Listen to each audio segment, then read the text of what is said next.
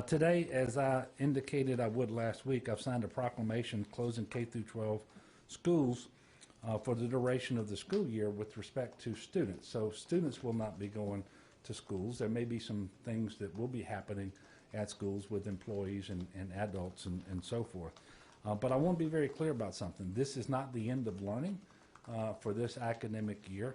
It's just the end of students physically going to the school campuses for the remainder of the spring semester. I fully expect that instruction and learning will continue.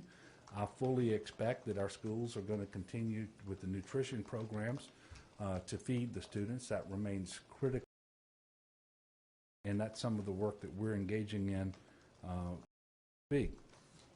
So remote learning is going to continue, both high-tech remote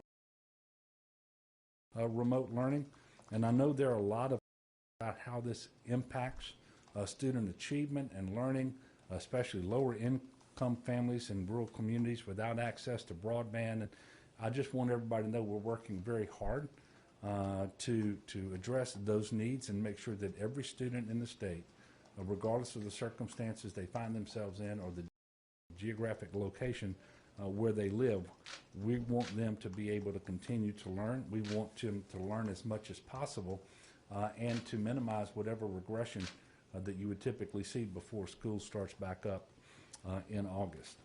I know how disappointing a lot of this news is. It's been very difficult for students. It's been difficult for parents and teachers and administrators, and especially for our seniors. I happen to go home every day to a high school senior, and I know how hard this has been for him and his classmates, and it has been really hard for seniors across the state of Louisiana. It's unfortunate that we had to do this, but it's really important that we promote public health.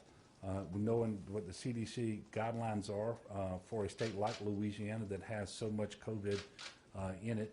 Again, I think we're third in the country on a per capita basis for the number of cases that we have.